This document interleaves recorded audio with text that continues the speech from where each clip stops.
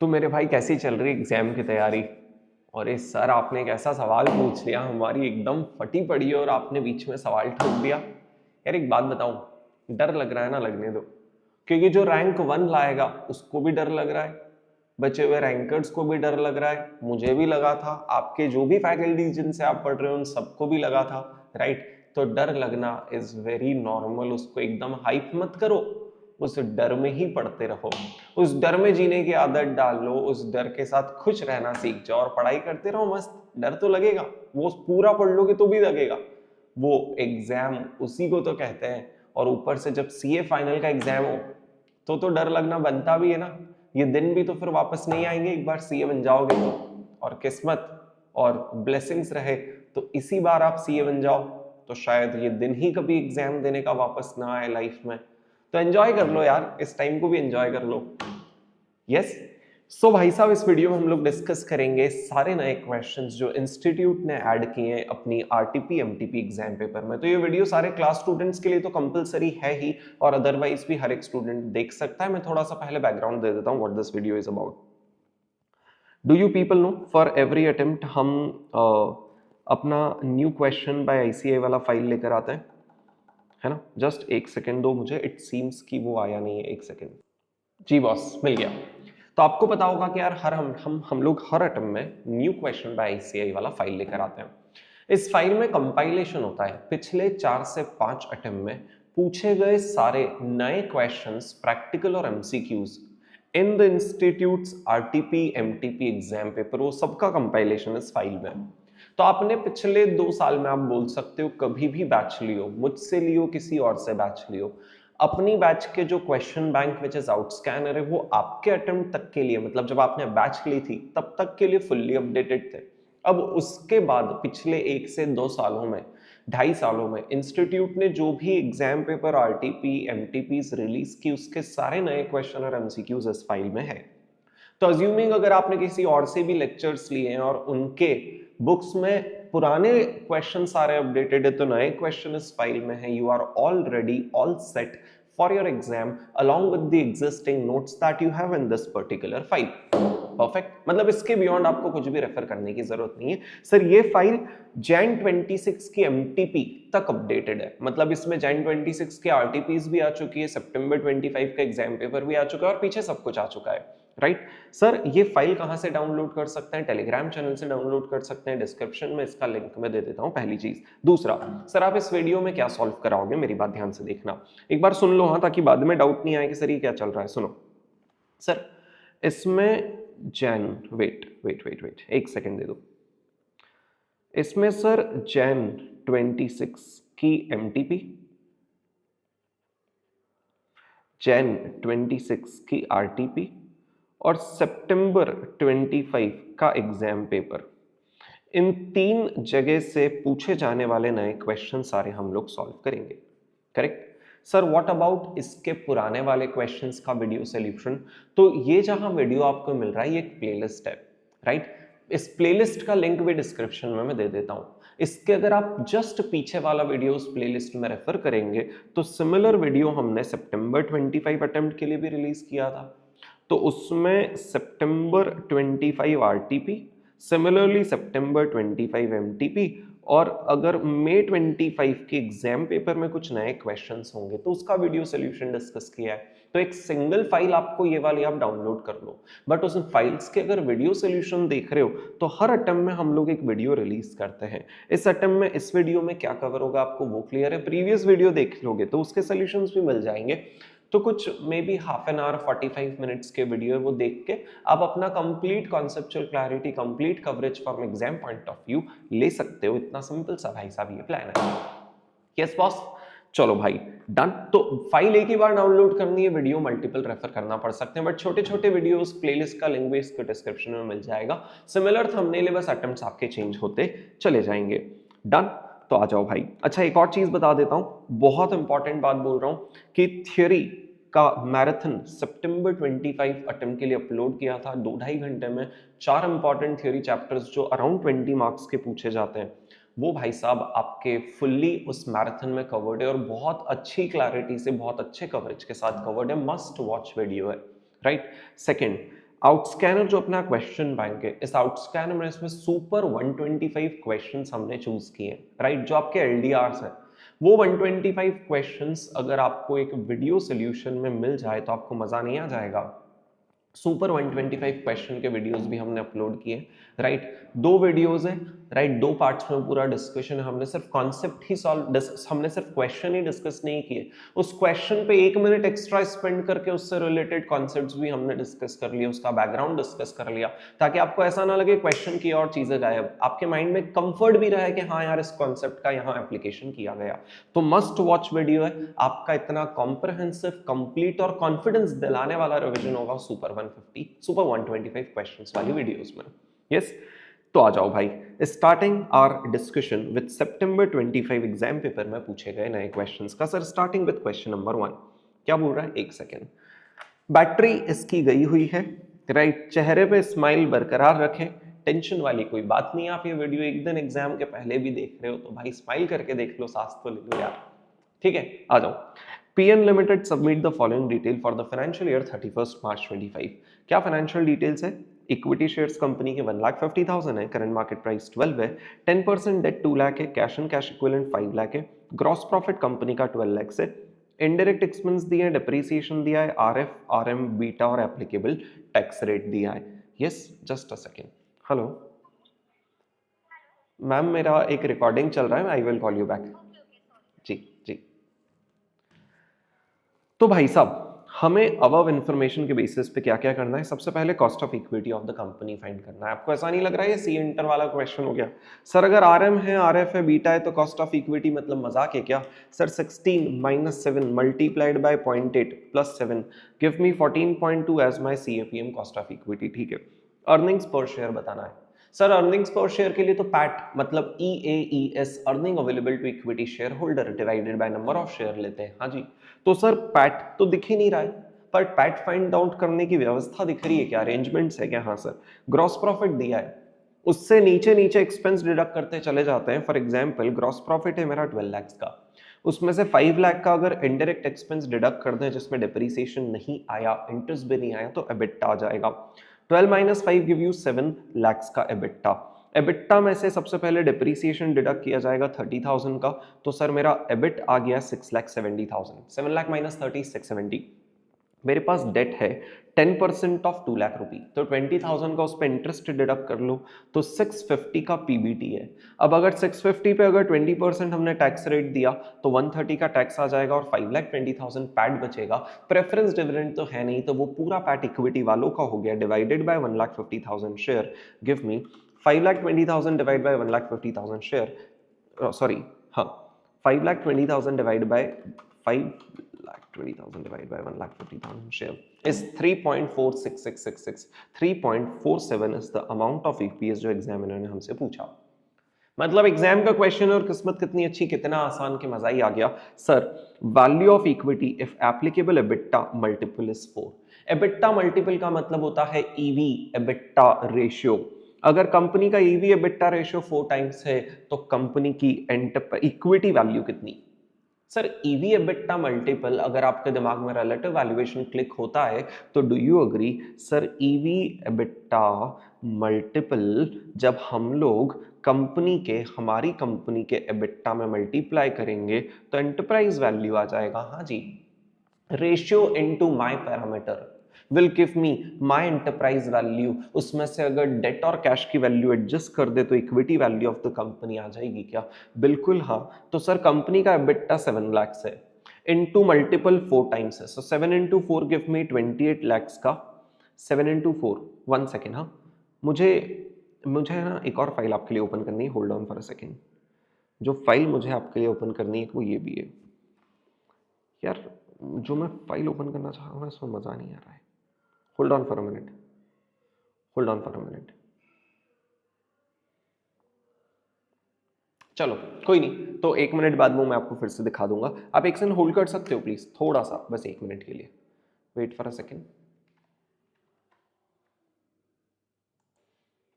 चलो जी, मैंने updated notes फिर से डाउनलोड कर दिए है ना। तो ये जो अपडेटेड नोट्स है Jan 26 वाले अटेम्प्ट के लिए, जो MTP ऑफ Jan 26 तक अपडेटेड है। तो बाकी सब चीजें तो सेम है, बस इसमें दो चीजें और लिखी हुई है कि भाई जैन 26 की एमटीपी और जैन 26 की आरटीपी में एक भी नया क्वेश्चन नहीं है। हम लोग जो अभी इस वीडियो में सॉल्व कर रहे थे वो था सितंबर 25 एग्जाम का question, which is question number 1। बाकी सब सेम है, बट ये लिखने से क्या आपको दिमाग में क्लैरिटी हो जाती है कि मैंने देख लिया और उसमें कुछ नया नहीं, आपको कुछ देखने की जरूरत ही नहीं है, राइट। कमिंग बैक, सर हम बात कर रहे थे इक्विटी वैल्यू कैसे फाइंड करेंगे। अगर आप कंपनी का एबिटा बॉस 7 लाख है, मल्टीपल 4 टाइम्स है, तो EBITDA into multiple give me 7 into 4 give me 28 lakh की एंटरप्राइज वैल्यू। ये जो कैपिटलाइज्ड वैल्यू है ना, इसकी जगह बेटर वर्ड हम लोग लिखेंगे एंटरप्राइज वैल्यू। तो अब आपको पता है कि यार इंस्टीट्यूट का presentation up to the mark नहीं रहता है, हालांकि वो एक्सपेक्ट करते हैं कि आप एग्जाम में up to the mark presentation करो, बट फिर भी कभी कभी वो नहीं करते हैं, तो कोई टेंशन नहीं, हम लोगों के कॉन्सेप्ट्स क्लियर है, हम लोग उसको क्लियरली एंटरप्राइज वैल्यू बोलेंगे। Done sir. अब अगर मेरे पास एंटरप्राइज वैल्यू आ चुकी है और मुझे इक्विटी वैल्यू चाहिए, तो लॉजिक आपको पता है क्या होता है सर? लॉजिक सिंपल होता है, market value of equity plus market value of debt. Sir preference नहीं है, उसको इग्नोर कर रहा हूं, market value of cash and cash equivalents, right, is equal to enterprise value. Equity plus debt में cash and cash equivalent minus कर दो तो एंटरप्राइज वैल्यू आ जाती है। अगर मेरे पास एंटरप्राइज वैल्यू है तो एक काम करते हैं ना, cash and cash equivalent add कर देते हैं, डेट माइनस कर देते हैं, तो बचा हुआ जो भी वैल्यू होगा वो वैल्यू ऑफ इक्विटी होगा। इतना सिंपल सा थॉट है। हाँ जी सर, 28 लाख का enterprise value, debt of outstanding debt of 2 lakh rupee हमने माइनस किया। Sir cash and cash equivalent examiner ने, इंस्टीट्यूट ने ऐड नहीं किया, ये उसकी एम्बिग्विटी है। सर क्या हालत है, आप जब जब नए क्वेश्चंस लाते हो उसमें कुछ ना कुछ तो एम्बिगुअस मिल ही जाता है। हाँ यार भाई मैं क्या करूं, इंस्टीट्यूट की हालत ही ऐसी है कि वो एम्बिगुअस क्वेश्चन देता ही देता है। तो ये एम्बिग्विटी है कि कैश एंड कैश इक्विवेलेंट्स यहां उसने मिस कर दिया। हमें क्या करना है, याद रहे तो ऐसा ही करना जैसा इंस्टीट्यूट ने किया है, आप भी मिस कर देना। एक कोशिश तो रख लेना याद रखने की।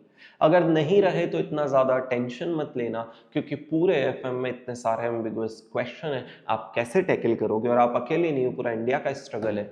और कितनी बार इंस्टीट्यूट खुद सोल्यूशन रेक्टिफाई कर देता है, तो हो सकता है कि हम सही करके आए और इंस्टीट्यूट अपने सोल्यूशन को भी रेक्टिफाई कर दे और आपको मार्क्स मिल जाए। करेक्ट? तो टेंशन नहीं लेने का, जब जब रिवाइज करो ये गलत वाला माइंडसेट में रिवाइज करना, बाकी इग्नोर, चलेगा, कोई टेंशन नहीं है। ठीक है सर, इसीलिए शायद इंस्टीट्यूट ने यहाँ एंटरप्राइज वैल्यू वर्ड नहीं लिखा, जो अनफेयर है, गलत है। करेक्ट? एनीवेज सर, नेक्स्ट पूछ रहा है enterprise value of the company find करो। अरे तो एंटरप्राइज वैल्यू तो 28 लाख है ही ना, हमने जस्ट ही तो फाइंड आउट की। भाई ये जो एंटरप्राइज वैल्यू थी ना, ये फेयर एंटरप्राइज वैल्यू थी। अब सर ये क्या नई स्कीम हमें सिखा रहे हो, फेयर? अरे एक थी कि अगर कंपनी का एबिटा 7 लाख है और मल्टीपल 4 टाइम्स है, तो एंटरप्राइज वैल्यू होना कितनी चाहिए? Fair enterprise value calculated using valuation. एक होती है भाई एक्चुअल एंटरप्राइज वैल्यू जो मार्केट में है, कि मार्केट में एक्चुअल इक्विटी का वैल्यू कितना है, मार्केट में एक्चुअल डेट कितना है, कैश एंड कैश इक्विवेलेंट कितना है। तो उन एक्चुअल पैरामीटर्स के बेसिस पे एक्चुअल एंटरप्राइज वैल्यू कितना कंपनी का है वो बताओ। अभी क्या हुआ, आपने फेयर एंटरप्राइज वैल्यू फाइंड किया, उससे बैक कैलकुलेट किया कि इक्विटी की फेयर वैल्यू कितनी होनी चाहिए। अगर इफ यू रियलाइज इक्विटी की भी वैल्यू क्या है, फेयर है, क्योंकि इक्विटी की एक्चुअल वैल्यू क्या है 150 into 12। तो फिर आप कैसे वैल्यू ऑफ इक्विटी फाइंड कर रहे हो, यहां तो है बट ये एक्चुअल है सर। करेक्ट? वैसे ही एंटरप्राइज वैल्यू एक्चुअल फाइंड करो। फेयर तो आप ऊपर ही फाइंड कर चुके हो, तो हम बोलेंगे 150 into 12 give me 150 into 12 give me market cap of 18 lakh plus debt of 2 lakh minus cash and cash equivalent of 5 lakh. उसने यहां पे कैश माइनस किया लेकिन ऊपर कैश माइनस करना भूल गया, तो हम बोलेंगे एंटरप्राइज वैल्यू 18 + 2 = 20 - 5 = 15 लाख। ये बहुत लॉजिकल है। और सर यहां मैं लिख सकता हूं actual fair value, sorry actual enterprise value, और यहां लिख देता हूं fair. Done. So this was an easy, बस छोटी सी एम्बिग्युइटी वाला क्वेश्चन, क्वेश्चन नंबर 1। अब मैं आपको नेक्स्ट क्वेश्चन जो क्लास में करवाने वाला हूं, that is question number 2, right. So बहुत शानदार क्वेश्चन, क्वेश्चन नंबर 2। अगर आप इसका सजेस्टेड देखोगे तो थोड़ा सा आपके दिमाग में कंफ्यूजन आएगा, लेकिन वो कंफ्यूजन की कंसेप्चुअल क्लैरिटी मैं आज आपको दे देने वाला हूं इन दिस वीडियो में। तो चलो आओ देखते चलो मेरे साथ। Sir following details is given for TCPC limited stock Nifty index for a period of 1 year. तीन चीजें हैं, टीसीपीसी और मार्केट मतलब निफ्टी, इन तीनों चीजों का रिटर्न दिया है, इन तीनों का वेरिएंस दिया है और इन तीनों का बीटा दिया। सर एक बात बताओ, समझ नहीं आया, हालांकि इंस्टीट्यूट की गलती भी है but let's check. Sir average return किसी का 0.12, मतलब do you agree return decimal terms में है, ये परसेंटेज टर्म्स में होना चाहिए, तो ये 12, ये 18 और ये 6 होना चाहिए। अब जो चीज का रिटर्न 12 है वो 5.8 से डेविएट कर सकती है क्या? बिल्कुल लॉजिकल है। मतलब कहने का सर ये जो रिटर्न है ये डेसिमल टर्म्स में दिया है लेकिन वेरिएंस ऑलरेडी परसेंटेज टर्म्स में है। सर आपको कैसे पता? चलो एक काम करते हैं, जो मान लो दोनों डेसिमल है, तो अगर 0.12 का रिटर्न है मतलब it turns out to be 12%, तो सिमिलरली 5.8 का वेरिएंस कितना होगा? 5.8 मल्टीप्लाइड बाय 100 का स्क्वायर मतलब 10,000। ये तो आपको पता है ना, वेरिएंस को वेरिएंस को स्क्वायर लेवल पे कन्वर्ट करते हैं, करेक्ट। तो अब ये हो जाएगा 58,000। अब आप खुद बताओ, मतलब 58,000 का अंडर रूट करेंगे तो स्टैंडर्ड डेविएशन आ जाएगा 240। अब आप खुद बताओ, जिस चीज का रिटर्न 12% है क्या वो ऑन एन एवरेज 240 से डेविएट कर सकता है? नहीं। बट जिसका रिटर्न 12 है क्या वो 5.8% से डेविएट कर सकता है? बिल्कुल यस। तो वो डेटा को देख के हमने इंटरप्रेट किया कि this is already in percentage where this one is already in decimals.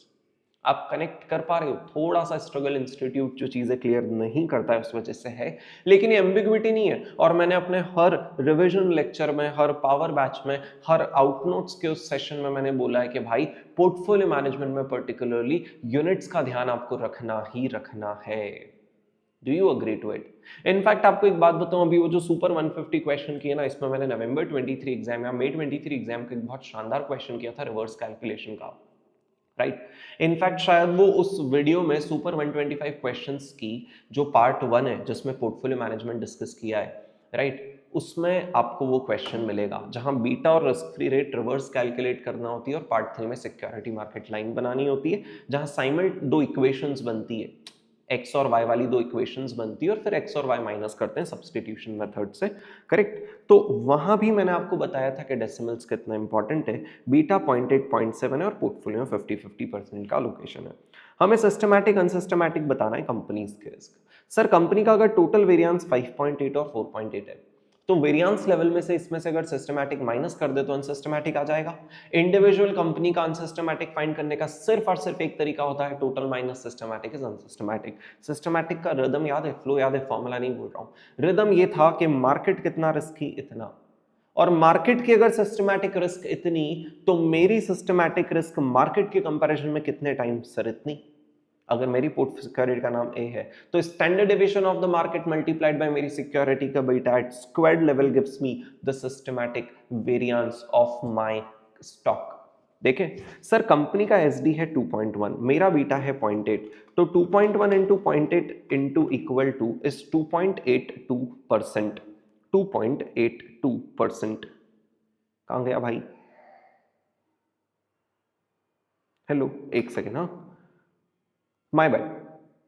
एक और चीज बताना आपको भूल गया, मतलब करना भूल गया, बता तो आपको दिया है, स्टैंडर्ड डेविएशन ऑफ मार्केट पहले से स्क्वायर्ड लेवल पे ये वेरिएंस है, तो इसमें जो बीटा मल्टीप्लाई करोगे आपको सिर्फ उसी का स्क्वायर करना है, तो मुझे करना पड़ेगा भाई साहब 2.1 into 0.8 into 0.8 which gives me 1.344 as my systematic risk, right. और जब टोटल वेरिएंस में से सिस्टमैटिक वेरिएंस माइनस कर दोगे 5.8 minus 1.344 give me 4.456 as unsystematic variance of TC limited. और जो काम आपने टीसी के लिए किया एग्जैक्टली वही काम पीसी के लिए भी करते हैं sir. 0.7 into equal to into 2.1 give me 1.029 as the systematic, and total of 4.8 में से सिस्टमैटिक माइनस कर दोगे तो 3.771 अनसिस्टमैटिक वेरिएंस। इन्होंने हमसे अनसिस्टमैटिक एंड सिस्टमैटिक रिस्क पूछी है, तो अगर मैं एग्जाम में रहूंगा ना तो इन दोनों वेरिएंसेस, सिस्टमैटिक और unsystematic variance of both the securities का अंडर रूट करके उनके एसडीज भी फाइंड करके आऊंगा, क्योंकि मुझे नहीं पता रिस्क में what are they exactly looking for, I will also do SD, correct. और यही चीज हमने क्लास में भी पढ़ी, कोई नई बात नहीं है। Sir next, sir calculate portfolio risk. अरे वाह, पूरे पोर्टफोलियो के रिस्क अगर कैलकुलेट करनी तो हमारे पास दो चॉइस है, शार्पे लगा सकते हैं और मार्कोविट्स लगा सकते हैं। मेरा आपसे कहना है आप शार्पे लगाओगे, क्यों? क्योंकि हमने क्लास में पढ़ा है जब दो सिक्योरिटीज के बीच में कोरिलेशन कोवेरियंस नहीं दिया होता तो हम मार्कोविट्स नहीं लगाते, शार्पे प्रेफर करते हैं। बिल्कुल इंस्टीट्यूट ने, और मैं भी आपकी जगह होता तो एग्जामिनर में शार्पे ही करके आता। बात यह है कि इंस्टीट्यूट ने मार्कोविट्स कर दिया, लेकिन सर जब है ही नहीं तो फिर मार्कोविट्स कैसे किया? अरे इंस्टीट्यूट ने शार्पे वाला एक फॉर्मूला याद है, दो सिक्योरिटीज के बीच का कोरिलेशन, फर्स्ट सिक्योरिटी का मार्केट से कोरिलेशन और सेकंड सिक्योरिटी का मार्केट से कोरिलेशन, वो फॉर्मूला लगा दिया यहां। ओ, और फिर मार्कोविट्स लगा दिया। हाँ, लेकिन टेंशन लेने की बात इसलिए नहीं है क्योंकि इंस्टीट्यूट ने हालांकि वैसे सॉल्व किया, लेकिन आप अगर शार्पे से भी सॉल्व करोगे ना, जो इस सिचुएशन में ज्यादा लॉजिकल लगता है, तो आपका आंसर सेम आएगा। और मेरा ऐसा बहुत स्ट्रॉन्ग, सुपर स्ट्रॉन्ग बिलीफ है कि आपको उस चीज के मार्क्स भी मिलेंगे। स्टेप वाइज आपका आंसर मैच होगा ना, सिस्टमैटिक आपका आएगा, अनसिस्टमैटिक भी आएगा, और टोटल फाइनली आपका मैच होगा इंस्टीट्यूट के आंसर से। सर क्यों ऐसा बोल रहा हूं? क्योंकि वैसे भी एक बात बताऊं, ऐसे अपने आउट स्कैनर में पहले से 3 से 4 और अलग अलग क्वेश्चंस है, आप कैसे याद रखोगे कि वो 3 को सिस्टमैटिक प्लस अनसिस्टमैटिक करना है और इसको Markowitz a plus B whole square करना है? नहीं याद रख सकते, राइट? तो जो एक स्टैंडर्ड अप्रोच है, जो नेचुरल अप्रोच है, which we are able to remember, that is something जो आप फॉलो कर सकते हो मेरे ओपिनियन में। और अगर आपको खुद पे कॉन्फिडेंस है कि नहीं सर मैं तो देखते से समझ जाऊंगा, ये तो सितंबर 25 एग्जाम का क्वेश्चन है और मैं तो मार्कोविट्स से कर लूंगा, तो वो अप्रोच भी चलेगी।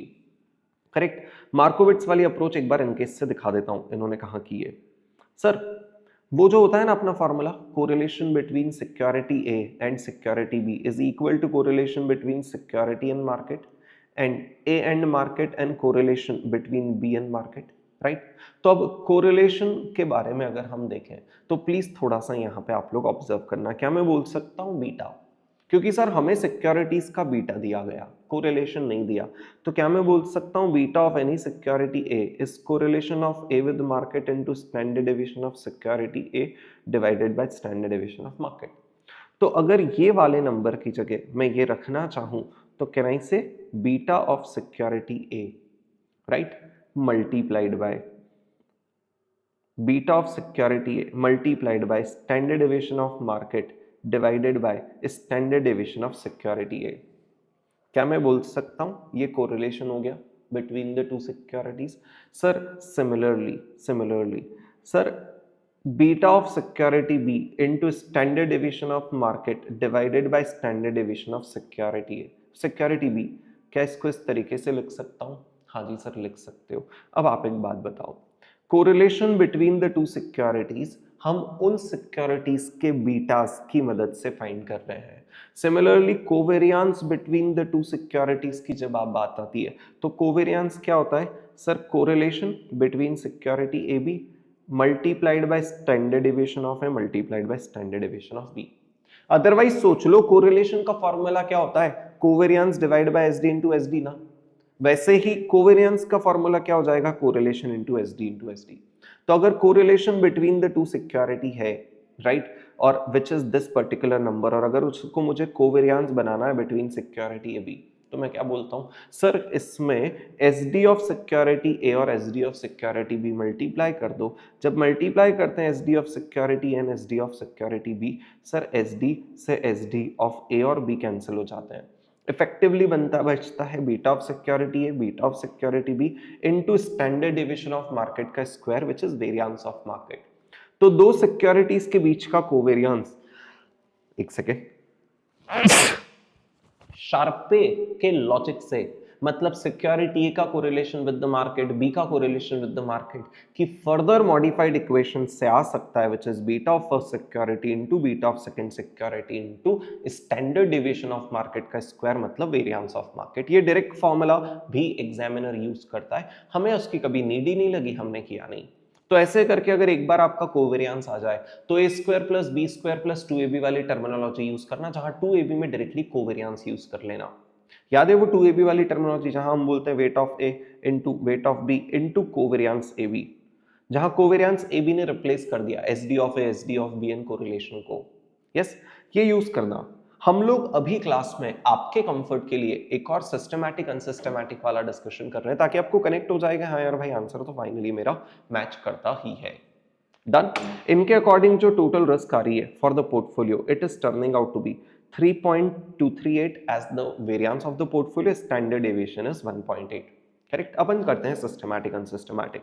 सर पोर्टफोलियो की सिस्टमैटिक रिस्क क्या होगी? हम बोलेंगे मार्केट कितना रिस्की, और मार्केट के कंपैरिजन में हमारा पूरा पोर्टफोलियो कितना risky at squared level. Market की रिस्क ऑलरेडी 2.1 है। हाँ जी sir, beta of the portfolio, individual security का बीटा और अगर उनके वेट्स हैं, so 0.8 plus 0.7 divide by 2 give me 0.75 beta. तो 0.75 का square into 2.1 give me 1. Systematic risk variance level पे कितनी आ गई? 1.18125। 1.18125 सिस्टमैटिक रिस्क।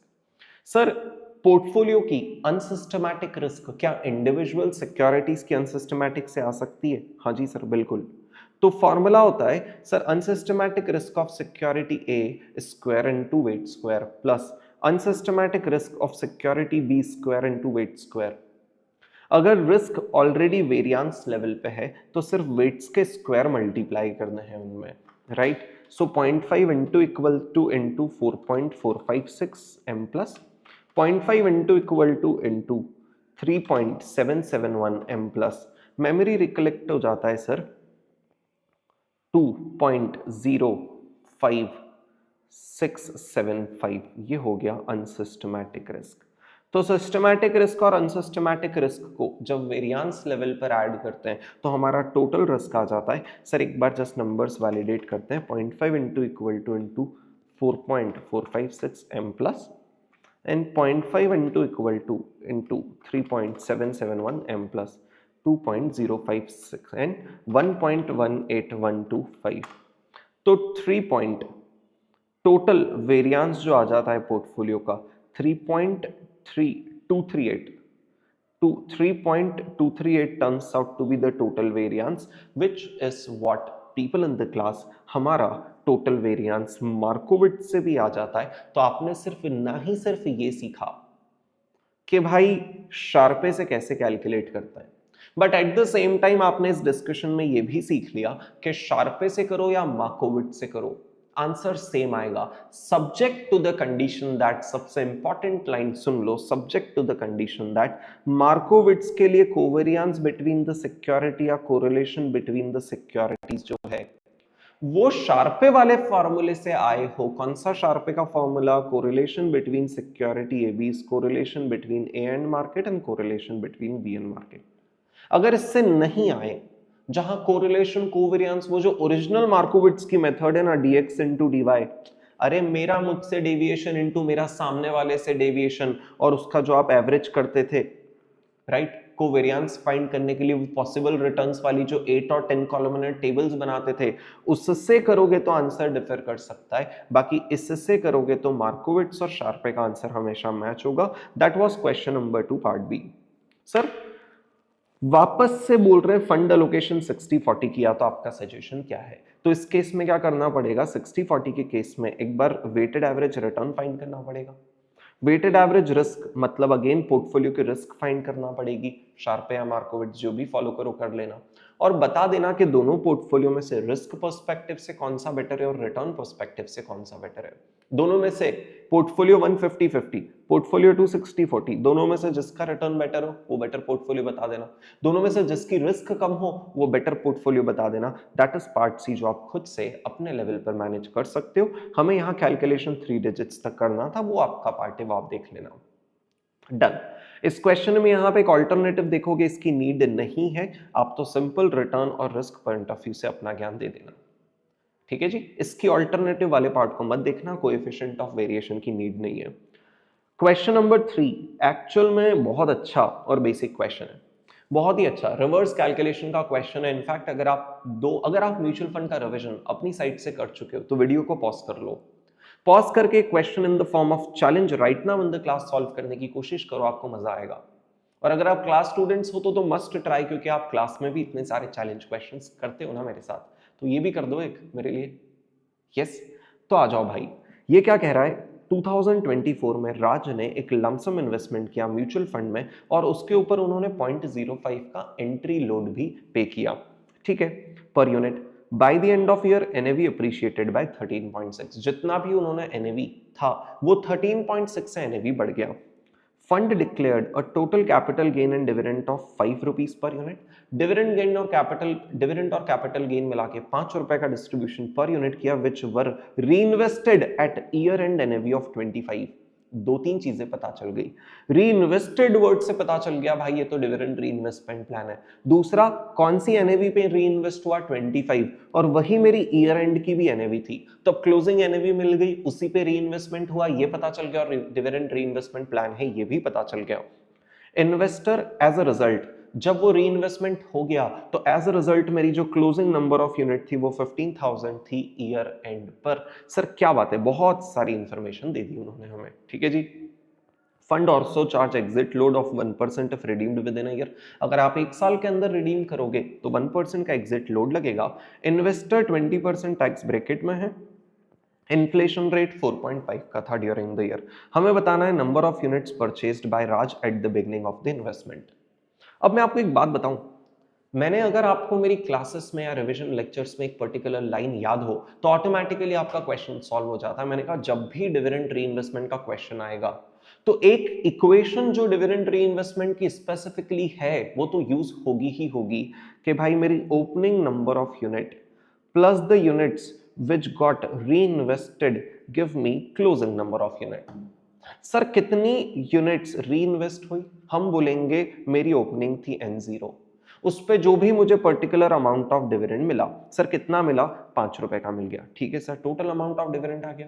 ये अमाउंट ऑफ डिविडेंड जिस भी दिन रीइन्वेस्ट हुआ उस दिन की एनएवी पर हुआ होगा, तो अमाउंट ऑफ डिविडेंड को उस दिन की अगर एनएवी से डिवाइड कर दे मेरे भाई तो पता चल जाएगा ना कि इतना अमाउंट इतनी एनएवी पे अगर रीइन्वेस्ट होगा तो कितनी यूनिट्स और अलॉट की जाएगी। तो ओपनिंग यूनिट N0 है, उसी N0 पे 5 रुपए का डिविडेंड मिला और 25 की एनएवी पे रीइन्वेस्ट हुआ, तो क्लोजिंग नंबर ऑफ यूनिट्स मेरी 15,000 आ गई। इसमें N0 फाइंड करना कहां का बड़ा टास्क है मेरे भाई, राइट सर। पर हमें ये नहीं पता चलता था कि पता चलता है कि रिवर्स कैलकुलेशन में फॉर्मूला कौन सा अप्लाई। अगर आप म्यूचुअल फंड के बहुत सारे प्रैक्टिकल क्वेश्चंस आउट स्कैनर में देखोगे तो यू विल ऑब्जर्व कि डिविडेंड रीइन्वेस्टमेंट प्लान में रिवर्स कैलकुलेशन के क्वेश्चन ज्यादा है।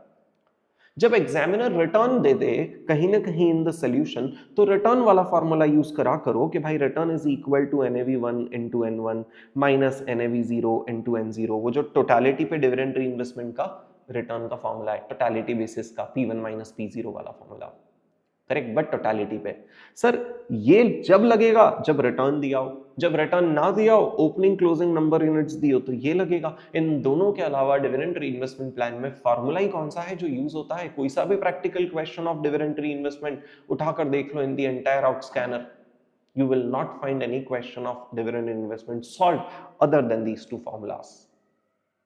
yes, are you all able to connect to me? तो चलो सर इसको सॉल्व करते हैं। 5 divide by 25 plus 1 divide equal to into 15,000 is equal to 12,500 as my opening number of units. ये इंस्टीट्यूट वाला ही प्रेजेंटेशन है, अभी इसको बेटर मॉडिफाई मैंने नहीं किया अभी तक। 12,500 units. Calculate the NAV and total investment by Raj at the beginning of the year. साल के स्टार्ट का एनएवी कितना था पर यूनिट और टोटल इन्वेस्टमेंट कितना था। एनएवी पर यूनिट ओपनिंग, ना तो ओपनिंग टोटल पता है ना तो ओपनिंग पर यूनिट एनएवी पता है। सर अगर मेरी क्लोजिंग एनएवी 25 है, जो बोल रहे हैं 13.6 से अप्रिशिएट होकर आई है, अरे मतलब अगर ओपनिंग x था तो x इंटू 1.1326 अप्रिशिएट होने के बाद अगर 25 आ रहा है तो दो डिजिट्स तक कैलकुलेट करके बताइए x क्या होगा। 25 डिवाइड बाय 1.1326 गिव मी 22.073, मतलब 22.07 ओपनिंग एनएवी। और टोटल इन्वेस्टमेंट, अरे ओपनिंग एनएवी इतना और ओपनिंग नंबर ऑफ यूनिट 12,500, हाँ लेकिन ये इनकम्प्लीट है। ध्यान से देखना, एग्जामिनर ने 0.05 का एंट्री लोड भी पे किया, तो 22.07 प्लस 0.05 गिव मी 22.12, कहां गया भाई, as the total amount of investment. ये बिगनिंग एनएवी इतना क्यों आ रहा है, एक सेकेंड, हाँ 1360, ये 1360 कर लो, थोड़ा सा चेंज है, मैंने नंबर गलत ले लिया। So 25 divided by 1.1360 give me 22.01 और उसमें 0.05 ऐड करेंगे तो 22.06 हो जाएगा। तो 22.06 multiplied by sir 12,500 units give me 275,750 as the 275,750 as the amount of investment made. Possibility of mistake यहां हो सकती थी कि शायद आप ये कंसिडर करना भूल जाते हैं, करेक्ट। बाकी ऊपर वाला पार्ट तो प्योर रिवर्स कैलकुलेशन था, सेकंड भी इजी, थर्ड भी अच्छा है। Apprise the return percentage and real return percentage by Raj at the end of the year. Return percentage कितना था सर? मेरे पॉकेट से टोटलिटी एनएवी 1, ईयर एंड पे टोटलिटी एनएवी 1 कितना था माइनस ईयर एंड का totality NAV 0 divided by NAV 0। 15,000 units हो गई थी 25 की एनएवी की, लेकिन जब इसको बेचने गए तो इसका 99% ही मिला क्योंकि 1% एग्जिट लोड लग गया। सर आप कैसे मान रहे हो कि with in a year redeem हुआ? एकदम क्लियरली नहीं पता, दैट आई एग्री टू, एकदम क्लियरली नहीं पता, राइट। लेकिन अगर इंफॉर्मेशन दी है तो फिर यूज करना इज बेटर, क्योंकि एंड ऑफ द ईयर बोला मतलब ईयर कंप्लीट होने के एंड में ही उन्होंने कर लिया, मतलब ईयर अभी तक कंप्लीट नहीं हुआ और with in a year cell करेंगे तो एग्जिट लोड लगेगा। तो मेरा फाइनल अमाउंट इतना रिडीम होकर आया। मेरा अमाउंट ऑफ इन्वेस्टमेंट कितना था सर? जस्ट अभी कैलकुलेट किया, 275,750 अमाउंट ऑफ इन्वेस्टमेंट है। तो जितना भी आया वो मेरा आ गया कैपिटल गेन। लेकिन अगर एग्जामिनर ने अब टैक्स रेट भी दिया है तो उसका भी यूज करना, उसमें 80% मल्टीप्लाई कर देना, मतलब 1 - t मल्टीप्लाई करना, तो post tax return in the numerator आ जाएगा और डिनोमिनेटर में ले लेना अमाउंट ऑफ इन्वेस्टमेंट 275,750। करेक्ट।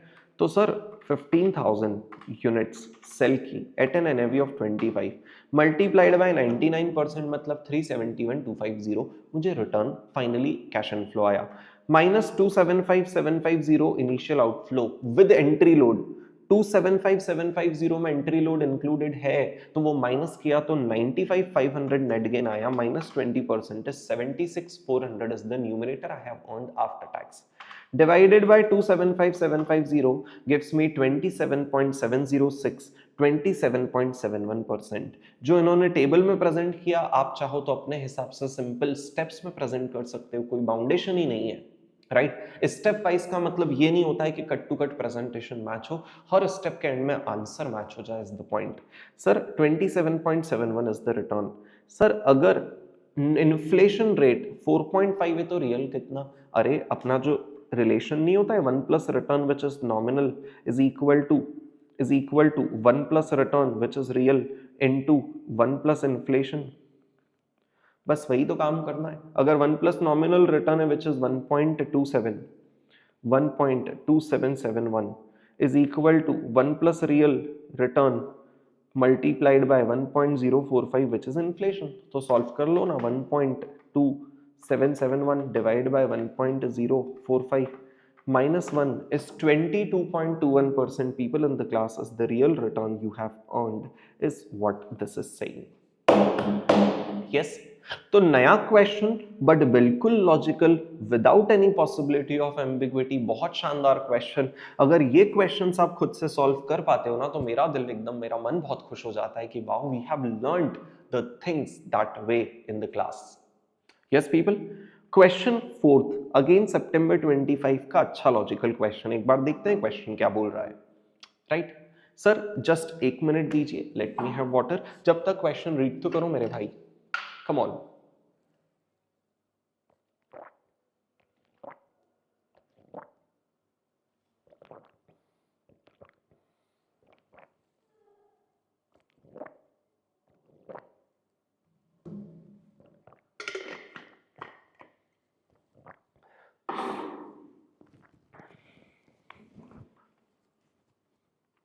आ जाओ।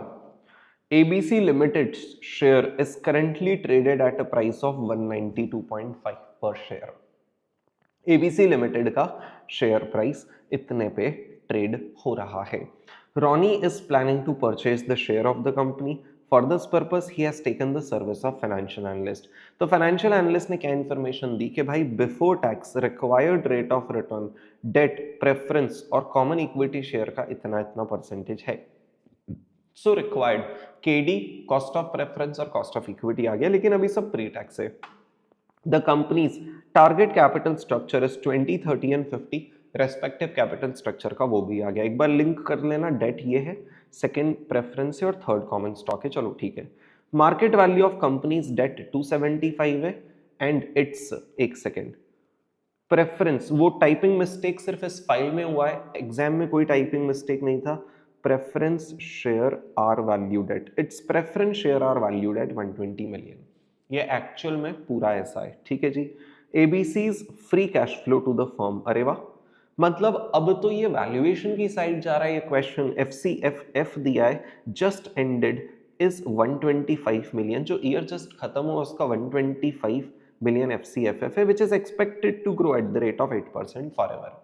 मतलब एफसीएफएफ बेस्ड वैल्यूएशन में वो कांस्टेंट ग्रोथ मॉडल होता है ना गॉर्डन्स वाला, वो लगाना पड़ेगा। टैक्स रेट 30% है, डेट 20 मिलियन शेयर्स आउटस्टैंडिंग है। Value on the basis of value per share, should he purchase the share or not. Sir per share value company का फाइंड करना है, अप्रोच कौन सा लगाओगे? सर अगर कॉस्ट ऑफ कैपिटल वैक वाला डिटेल्स दिया है और एफसीएफएफ दिया है तो ऑब्वियसली एफसीएफएफ अप्रोच लगाएंगे। उसमें डेट और प्रेफरेंस का वैल्यू माइनस कर देंगे तो जो कुछ बचेगा वो इक्विटी का, डेट और प्रेफरेंस का वैल्यू भी दिया है। सर पहले फाइंड करते हैं हम respective cost. Before tax KD अगर 8.6 है तो 8.6 माइनस 30% ऑफ टैक्स रेट कितना हो जाता है? 6.02 after tax KD. Sir debt में इंटरेस्ट पे करते हैं उसके ऊपर टैक्स बेनिफिट मिलता है। प्रेफरेंस शेयर और कॉमन इक्विटी शेयर पे जो डिविडेंड्स पे करते हैं हम उन रेस्पेक्टिव शेयर होल्डर्स को, क्या हमें उसका कोई टैक्स एडवांटेज मिलता है? नहीं। तो उसमें तो प्री टैक्स पोस्ट टैक्स जैसा कुछ होता ही नहीं है। 11 और 13 will be the cost actually. तो सर 6.02 का weight is 20% M plus, 11 multiplied by 30% m plus and 13 multiplied by 50% m plus, memory recollect is 11.00, 2 digits तक लेना है। देखो कितनी बार हमारी किस्मत अच्छी होती है। जैसे सितंबर 25 पेपर में इंस्टीट्यूट ने हर क्वेश्चन के एंड में बता दिया कि राउंडिंग ऑफ का क्या सीन रहेगा। आप स्पेसिफिकली जो उन्होंने बोला है वो फॉलो करना, अदरवाइज मार्क्स कटेंगे। ये मैंने अभी रीसेंट सर्टिफाइड कॉपी में देख लिया। जब वो बोल रहे हैं मतलब it has a meaning, you have to follow it, right. Sir 11.004 मतलब 11.00, 11% बिकम द वैक। अब सर अगर मेरे पास कंपनी का FCFF0 125 है जिसमें मुझे FCFF1 चाहिए तो उसमें 8% की ग्रोथ लगानी पड़ेगी, divided by 11 minus 0.08। So 125 plus 8% divide by 0.03 is equal to 4500 as the value of the firm. 4500 में market value of debt and preference minus कर देते हैं, -275 माइनस 120 तो 4105 आ जाता है। किसी को कैश एंड कैश इक्विवेलेंट भी ऐड करने का मन कर रहा है? भाई साहब वो एंटरप्राइज वैल्यू वो अलग कहानी है, वो ईवी एबिटा मल्टीपल से आती है। एफसीएफएफ से वैल्यू ऑफ द फर्म आता है, is not enterprise value. Value of firm में सिर्फ डेट और प्रेफरेंस एडजस्ट होता है, माइनस कर दो तो इक्विटी की वैल्यू 4105 आ जाएगी मिलियंस में, divided by 20 million share give me 205.25 the value per share. और जो मार्केट में कितनी है 192। तो एक्चुअल पे जो मार्केट वाली प्राइस पे कमेंट करो और बोल दो he should purchase the share of the company. Basic question, कोई स्ट्रगल नहीं है फाइनेंस के। अगर आपके बेसिक कॉन्सेप्ट्स क्लियर है एफएम को तो क्वेश्चन सॉल्व करना बनता है, right. Next, assume that we are to get the same value of equity as calculated in part 1 using FCFE approach। अगर FCFE अप्रोच भी यूज करते हम तो मान के चलो इक्विटी की सेम वैल्यू मिल पाती हमें, मतलब सेम वैल्यू कितनी 4105 मिलियन, 4105 मिलियन इक्विटी की सेम वैल्यू मिल पाती, right. Calculate the free cash flow to equity for the year just ended, तो उसका FCFE 0 कितना होता if FCFE is expected to grow at 8.4 for foreseeable future। Sir अगर ये 8.5% से ग्रो होना होता, राइट। और कॉस्ट ऑफ इक्विटी जो हमें पता है 13% है, तो 0.13 माइनस 0.085। तो क्वेश्चन का फील समझना कि एफसीएफई कितना होना होता कि वो एफसीएफई अगर 8.5 से ग्रो हो और उसकी मदद से जब वैल्यूएशन किया जाए ऑब्वियसली केई का यूज करके, तो वैल्यू ऑफ इक्विटी सेम आ जाए जो अभी आई है, तो हम क्या बोलेंगे sir 0.13 minus 0.085 is 0.045 multiplied by 4105, right, divided by 1.085 gives me 170.25 as my FCFE. Is it the case? 170.20 आ रहा है, एक बार रिकन्फर्म कर लेना, 170.25 आ रहा है ना, एज यू सी। तो sir that is the FCFE जो हमें कैलकुलेट करना है। सेकंड ऑल्टरनेटिव बेटर है। फर्स्ट ऑल्टरनेटिव में इन्होंने क्या किया, पर यूनिट वैल्यूएशन किया। हमने फर्स्ट ऑल्टरनेटिव नहीं, हमने सेकंड ऑल्टरनेटिव फॉलो किया, जहां टोटलिटी वाला नंबर यूज करके डायरेक्टली FCFE फाइंड आउट किया। 170.2534 है, लेकिन rounded off is 25। So that is question number 4th that we have done. Question number 5th मैंने इस नोट्स में ले लिया, लेकिन एक्चुअल में एक नया क्वेश्चन है ही नहीं। अगर आप ऑब्जर्व करो, quick and smart is a leading software company in UK. जैसे ही कोई फॉरेक्स का क्वेश्चन आ जाए, आप समझ जाना UK your home currency is pound. Sir, it has substantial portfolio various country including USA. Recently invoiced USA customer. आपने US वाले बंदे को बेचा, मतलब अगर USD में इनवॉइसिंग होगी तो वो USD देगा। आप वो USD फॉरेक्स मार्केट में बेचने जाओगे, मतलब आपकी होम करेंसी पाउंड का इनफ्लो, जहां USD 75 lakhs you will have to sell in 1 year's time। उन्होंने बोला दो अल्टरनेटिव है। Hedging alternative 1, borrow present value of 75 million, convert the amount into GBP and repay the loan out of eventual receipt। इस line को एक बार आप सिर्फ read करके रिकलेक्ट करो ना, ये आपके कौन से कॉन्सेप्ट से रिजेंबल होता है। रिकलेक्ट करके सिर्फ एक बार रीड करके बता दो ना, आपके कौन से कॉन्सेप्ट से रिजेंबल होता है सर ये। Sir do you agree that sir आज मैं इतना अमाउंट बोरो कर लूं, आज मैं इतना अमाउंट बोरो कर लूं कि वो विद इंटरेस्ट जब मुझे रीपे करना हो ना, तो 75 लाख जो डॉलर मिलने वाला है वो 75 lakh dollar as it is pay कर दूंगा। आज मैं इतना अमाउंट बोरो कर लेता हूं, आज जब बोरो कर लूंगा तो मार्केट में जाके उस प्रेजेंट वैल्यू ऑफ 75 लाख को सेल कर दूंगा, तो मेरी होम करेंसी पाउंड मिल जाएगी।